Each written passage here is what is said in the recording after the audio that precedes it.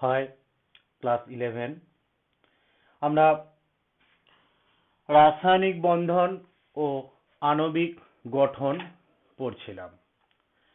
আমরা শেষ যেটা পড়েছিলাম সেটা হচ্ছে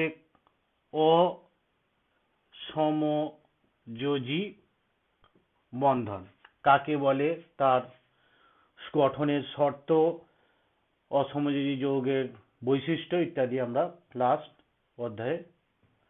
ক্লাসে পড়েছিলাম। আজকে আমরা যেখান থেকে শুরু করব সেটা হচ্ছে যে কয়েকটি যৌগের উদাহরণ দাও যেখানে আয়নীয় বা তড়িৎযোজী, সমযোজী এবং অসমযোজী তিন প্রকার বন্ধনই উপস্থিত। আমরা তিনটে উদাহরণের কথা বলেছিলাম। একটা ammonium chloride, sodium borohydride, lithium aluminium hydride. এই তিনটে যৌগ যেখানে তিন প্রকার বন্ধনে উপস্থিত। কিরকম? NH4Cl প্রথমে বিয়োজিত হয়ে NH4 plus Cl minus, so এটা কি আয়নীয়। এখন এই NH4 প্লাস কি করে গঠিত হয় না, অ্যামোনিয়া তার এক জোড়া লোন পেয়ার আছে, সেই লোন পেয়ার H প্লাস কে দেয়, দিয়ে কি হয় NH4। সো NH4 এর গঠনটা হচ্ছে H H H, এই তিনটে কি সমযোজী, আর এই H প্লাস এর সঙ্গে যে বন্ধনটা হচ্ছে কি সেটা অসমযোজী। এখন নাইট্রোজেন যেহেতু দুটো ইলেকট্রন দিয়ে দিয়েছে, সো পজিটিভ চার্জটা নাইট্রোজেনের মাথায় শিফট করে যায়, বা আমরা এটা দেখাবো এইভাবে H প্লাস আর বাইরে কি Cl minus. So NH4 plus Cl minus আয়নীয়। এই অ্যামোনিয়া NH4 প্লাস এর মধ্যে এই NH এইটা হচ্ছে কি সমযোজী, আর এইটা কি অসমযোজী। এই দুটোরও গঠন আকৃতিটা ঠিক এইভাবেই তোমরা করে রাখবে। ঠিক আছে, এখন এই রাসায়নিক বন্ধন এবং আণবিক যে গঠন, এই অধ্যায়ে আমরা সমযোজী যে যৌগগুলো আছে তাদেরই শুধুমাত্র আণবিক গঠন বা ওই যৌগগুলোর গঠন আকৃতি সম্বন্ধে আমরা ডিটেলসে আলোচনা করব। এখন যে কোনো একটা যৌগের আমরা এখানে যেহেতু সমযোজী যৌগ পড়ছি, সেই সমযোজী যৌগ যেমন মিথেন, জল, CCl4, অ্যামোনিয়া, H2SO4 ইত্যাদি, এই যে আমাদের সমযোজী যে যৌগগুলো আমরা লিখেছি, প্রতিটা যৌগের একটা কেন্দ্রীয় পরমাণু থাকে। অর্থাৎ সমযোজী যৌগগুলো অনেকটা ফ্যামিলির মতো, পরিবার। এবার পরিবারের যেমন একজন গৃহকর্তা থাকে, ঠিক তেমনি প্রতিটা সমযোজী যৌগের একটি কেন্দ্রীয় পরমাণু থাকে, এবং কেন্দ্রীয় পরমাণু ছাড়া বাকি যারা থাকে তাদের বলা হয় প্রান্তীয় পরমাণু বা এন্ড এলিমেন্ট, আর এটা হচ্ছে কেন্দ্রীয় পরমাণু বা সেন্ট্রাল অ্যাটম। এখন যে কোনো একটা সমযোজী যৌগের এই গঠন আকৃতি, সেই গঠন আকৃতিটা নির্ভর করে এই কেন্দ্রীয় পরমাণুটার উপর। এখন কেন্দ্রীয় পরমাণু কে হবে না, কেন্দ্রীয় পরমাণুটা সেই পরমাণুটাই হবে সাধারণত যার যোজ্যতা হচ্ছে বেশি। কার্বনের যোজ্যতা 4, হাইড্রোজেনের যোজ্যতা 1, তাহলে এখানে হচ্ছে কার্বন হচ্ছে কেন্দ্রীয় পরমাণু। হাইড্রোজেনের যোজ্যতা 1, অক্সিজেনের যোজ্যতা 2, তাহলে অক্সিজেন হচ্ছে কেন্দ্রীয় পরমাণু। নাইট্রোজেনের যোজ্যতা 3, হাইড্রোজেনের যোজ্যতা 1, সো নাইট্রোজেন হচ্ছে এখানে কেন্দ্রীয় পরমাণু। এখন এই কেন্দ্রীয় পরমাণুর বহিস্থ কক্ষ, যেটা আমরা যোজ্যতা কক্ষ বলি, সেই যোজ্যতা কক্ষের ইলেকট্রন বিন্যাস কিরকম, সেই ইলেকট্রন বিন্যাসের উপর আমাদের গঠন আকৃতি ইত্যাদি নির্ভর করে। ঠিক আছে। এখন বিভিন্ন সমযোজী বন্ধনের গঠনাকৃতি কিরকম হবে সেই সম্পর্কিত বিভিন্ন তত্ত্ব প্রচলিত আছে, থিওরি। সেই থিওরিগুলোর মধ্যে আমরা প্রথমেই যেটা পড়ব ভিবিটি, ভ্যালেন্স বন্ড থিওরি, যোজ্যতা কক্ষক তত্ত্ব বা যোজ্যতা বন্ধন তত্ত্ব। এখন এই তত্ত্বের মূল বিষয়গুলো হলো, প্রথমেই হচ্ছে কেন্দ্রীয় পরমাণু এবং প্রান্তীয় পরমাণু, তাদের যে অযুগ্ম ইলেকট্রন যেগুলো থাকে সেই অযুগ্ম ইলেকট্রনগুলো কি করে পরস্পরের সঙ্গে অভিলেপন করে, এবং যখন অভিলেপনের সময় এই যে অযুগ্ম ইলেকট্রনটি ঘূর্ণনের অভিমুখ আর এর ঘূর্ণনের অভিমুখ দুটো পরস্পর বিপরীত।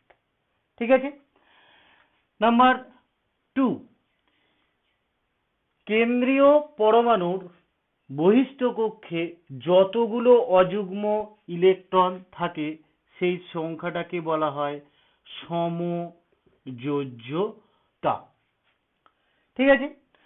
নাম্বার 3, আমরা জানি অযুগ্ম ইলেকট্রন মানে কি শক্তি বেশি, তাহলে এই একটা অযুগ্ম ইলেকট্রন শক্তি বেশি, তাহলে এদের দুজনের মধ্যে যখন অভিলেপন হবে স্থায়িত্ব লাভ করবে, তাহলে কি করবে শক্তি বর্জন করবে।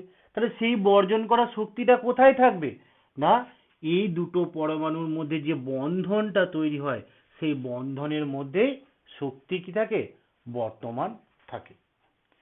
ঠিক আছে।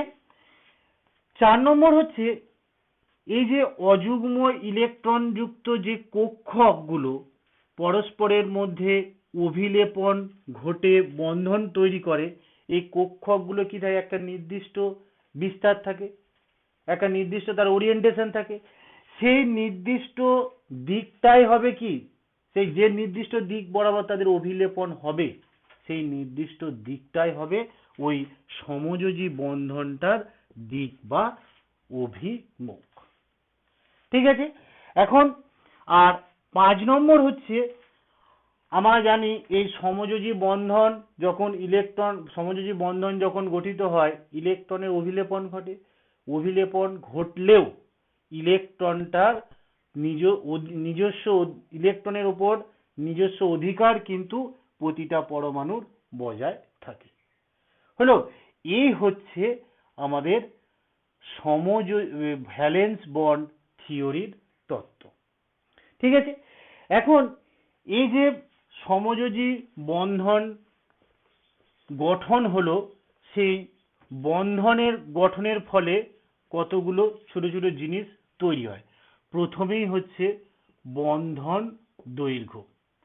এই যে এ আর বি এদের দুজনের মধ্যে একটা বন্ধন গঠন হলো, তাহলে বন্ধন দৈর্ঘ্যটা কি হবে না এই পরমাণুটার যে নিউক্লিয়াস কেন্দ্রক আর এই পরমাণুটার যে নিউক্লিয়াস বা কেন্দ্রক তাদের মধ্যবর্তী দূরত্বটাই হবে কি বন্ধন দৈর্ঘ্য। ঠিক আছে। নাম্বার 2, বন্ধন কোণ। সেটা কি যদি একটা পরমাণুর সাথে দুটো একই বা আলাদা পরমাণু যুক্ত হয় তাহলে যে কোণ উৎপন্ন হয় সেই কোণটাকেই বলা হয় বন্ধন কোণ। ঠিক আছে। এরপর বন্ধন 3 নম্বরটা হচ্ছে বন্ধন বিভাজন শক্তি। এটা কি আমরা কিছুক্ষণ আগেই বললাম এই যে একটা অযুগ্ম ইলেকট্রন আর এই একটা অযুগ্ম ইলেকট্রন যখন অভিলেপন হলো তখন শক্তি বর্জন করে, সেই বর্জন করা শক্তিটা কোথায় থাকে এটা যদি এ পরমাণু আর এটা যদি বি পরমাণু হয় এ আর বি এর মধ্যে যে বন্ধনটা তৈরি হলো সেই বন্ধনের মধ্যে শক্তিটা কি থাকে জমা থাকে। ঠিক আছে। এখন এইটাকে যদি আমি আবার আলাদা করতে চাই তাহলে এটাকে ভাঙতে হবে, তাহলে কোনো একটা সমযোজী বন্ধনকে ভাঙতে যে শক্তি লাগে সেটাকেই বলা হবে বন্ধন বিভাজন শক্তি। আর 4 নম্বর হচ্ছে বন্ধন শক্তি। এটা কি ধরো CH4 মিথেন, তাহলে তো এখানে 4টে বন্ধন আছে। এখন এই 4টে বন্ধনকে ভাঙতে কিন্তু একই রকম শক্তি লাগে না, কারণ যখনই আর একসঙ্গে 4টে ভাঙবে না, প্রথমে এটা ভাঙবে, তাহলে কি হবে, 3টে পড়ে থাকবে। তাহলে 4টে থাকা অবস্থায় যা বন্ধন শক্তি ছিল, বন্ধন বিভাজন শক্তি, একটা ভেঙে যাওয়ার পর বন্ধন বিভাজন শক্তি কিন্তু একই থাকে না। তাহলে এটাকে এরকম ভাঙতে শক্তি লাগে, আবার এটাকে এটাকে, তাহলে প্রত্যেকটাকে ভাঙতে আলাদা আলাদা শক্তি লাগে। এখন ওই বন্ধন বিভাজন শক্তির যদি আমরা গড় করি তাহলে কি পাবো, বন্ধন শক্তি। ঠিক আছে, তাহলে রাসায়নিক বন্ধন, এই সমযোজী বন্ধন যখন গঠিত হয় তার সঙ্গে এইগুলো আমাদের সৃষ্টি হয়। এখন এই সমযোজী বন্ধনের গঠনের মেন বিষয় হচ্ছে কি, অভিলেপন হলো। এখন অভিলেপন কাদের হবে, কক্ষক।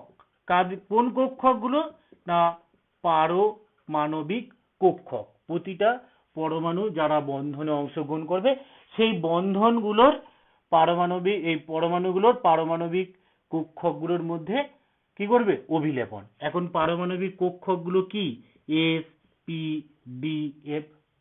আমাদের সাধারণত এখানে যেগুলো আছে এস আর পি এর মধ্যে অভিলেপনের বিষয় আমরা দেখব।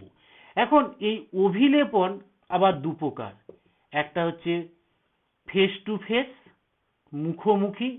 যে কোনো দুটো পরমাণুর মধ্যে প্রথম যে অভিলেপনটা হবে সেটা অলওয়েজ ফেস টু ফেস, এবং ফেস টু ফেস অভিলেপনের ফলে যে বন্ধনটা গঠিত হবে সেটাকে বলা হয় সিগমা।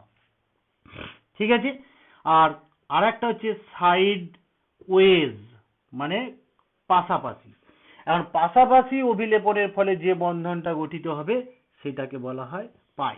তাহলে দুটো পরমাণুর মধ্যে, যেমন জল, তাহলে এটা একটা বন্ধন, এটা, তাহলে এই দুটোর মধ্যে প্রথম ফার্স্ট কি অভিলেপন, মানে ফেস টু ফেস, তাহলে এটাও সিগমা এটাও সিগমা, কারণ এদের দুজনের মধ্যে তো এটাও একটাই তো হয়েছে, সো একটা হওয়া মানে ফেস টু ফেস।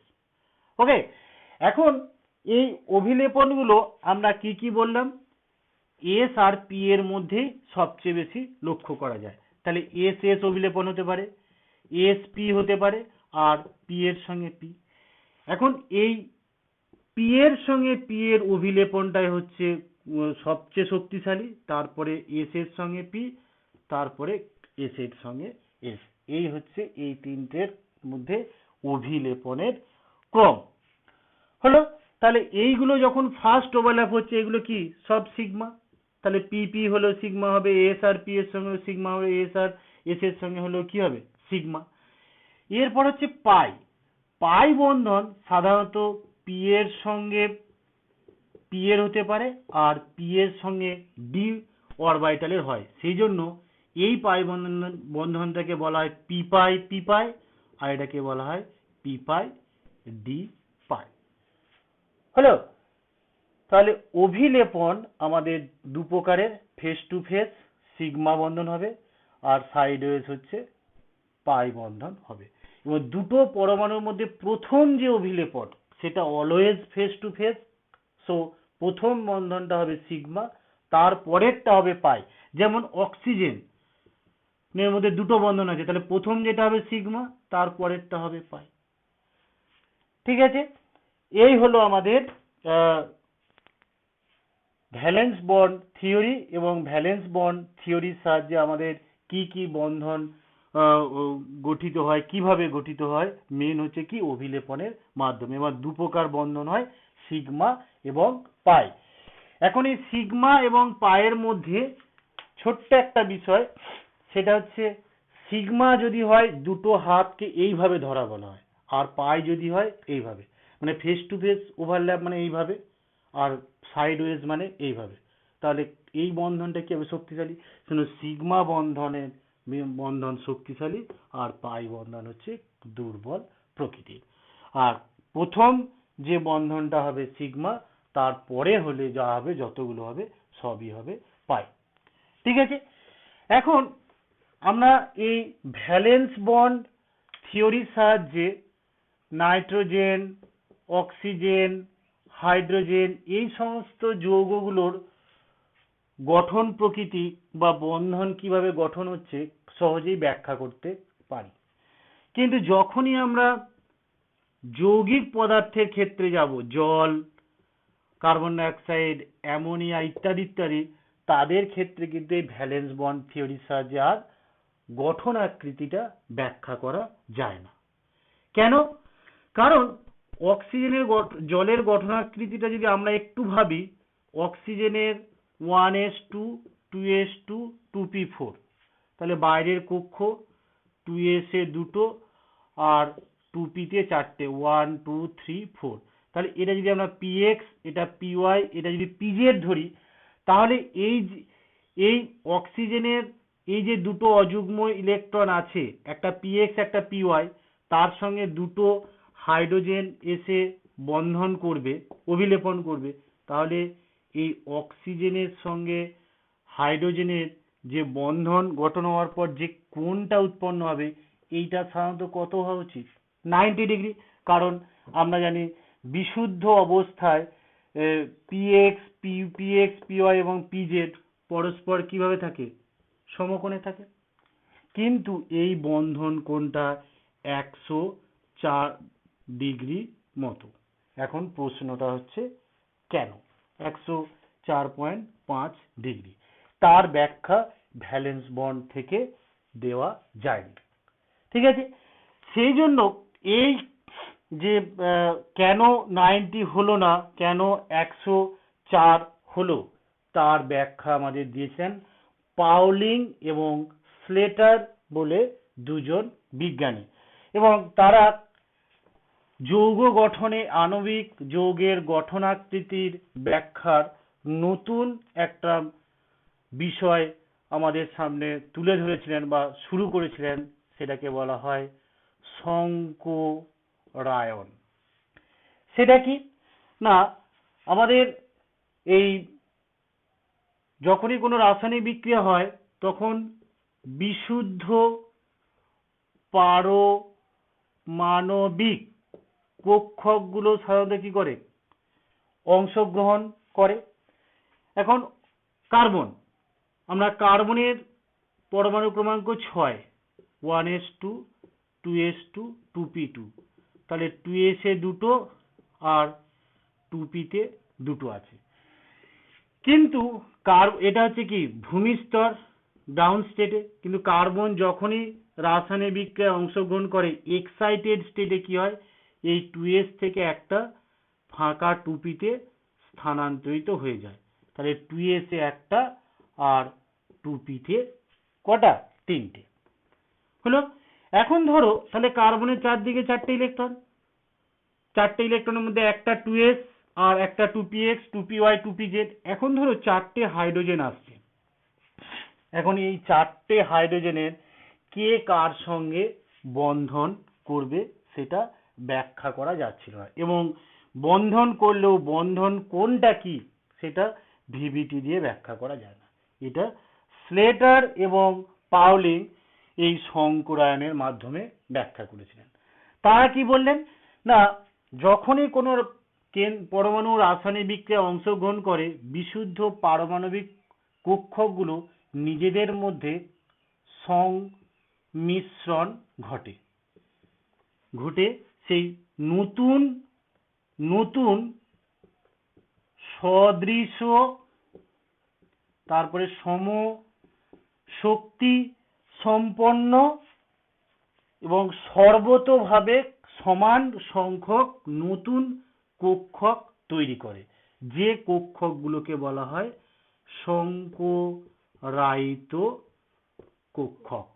আর এই পদ্ধতিটাকে বলা হয় সংকরায়ন। অর্থাৎ এই সংকরায়নটাকে আমরা একটু সোজা ভাষায় বলতে পারি কি খিচুড়ি। অনেকে দেখবে এমনি আলু খায় না, বেগুন খায় না, কি ফুলকপি খায় না, কিন্তু যখনই খিচুড়ি করে দেওয়া হয় কি হয়? সবাই খেয়ে নিচ্ছে, একসঙ্গে মিশে যাচ্ছে তো। এখন এই যে কার্বনের চারটে যে অরবিটালে চারটে ইলেকট্রন আছে একটা করে, কে কোন হাইড্রোজেনটা কার সঙ্গে বন্ধন গঠন করবে সেটা নিজেদের মধ্যে ঠিক করতে পারে না। কিন্তু যখনই এই কার্বনের এই একটা এস আর তিনটে পি সংমিশ্রণের ফলে সমশক্তি সম্পন্ন সদৃশ্য এবং সর্বতভাবে একই রকম চারটে সংকরায়িত কক্ষক তৈরি করবে, তখন চারটে হাইড্রোজেন একটা একটার সঙ্গে কি করবে, বন্ধন করে যাবে। ঠিক আছে, তাহলে পাউলিং এবং স্লেটার কি বললেন না, যতগুলো বিশুদ্ধ পারমাণবিক কক্ষক সংমিশ্রণ করবে অর্থাৎ সংকরায়ন করবে, ঠিক সমসংখ্যক সংকরায়িত কক্ষক গঠিত হবে এবং সেই সংকরায়িত কক্ষকগুলো সবাই একই রকমের হবে, তাদের শক্তি সমান হবে ইত্যাদি। ঠিক আছে, এখন এই সংকরায়ন আমাদের অনেক রকমের আছে এবং সেই সংকরায়নগুলোর নাম কিভাবে দেওয়া হয় না, যতগুলো, যেমন ধরো প্রথম সংকরায়ন যেটা আমরা পড়বো sp3, মানে কি, যে যে কক্ষকগুলো অংশগ্রহণ করবে, এখানে কি এসআরপি, এখন এই মাথায় যে সংখ্যাগুলো লেখা যাচ্ছে সেটা কি নির্দেশ করে না, ওই কক্ষকটা কতগুলো নিয়েছে। তাহলে এস এর মাথায় এক, মানে এস কটা নিয়েছে, একটা এস কক্ষক একটা, আর পি এর মাথায় কত আছে, তিন, তাহলে পি কক্ষক কটা, তিনটে, সেই জন্য এই সংকরায়নটার নাম হচ্ছে sp3। তাহলে চারটে sp3 তৈরি হবে এবং এস যেহেতু গোলাকার এবং পি কি ডাম্বেলাকার, তাহলে এই যে sp3টা কিরকম তৈরি হয়, পি এর ধর্মটাও থাকে আর এস এর ধর্মটাও থাকে।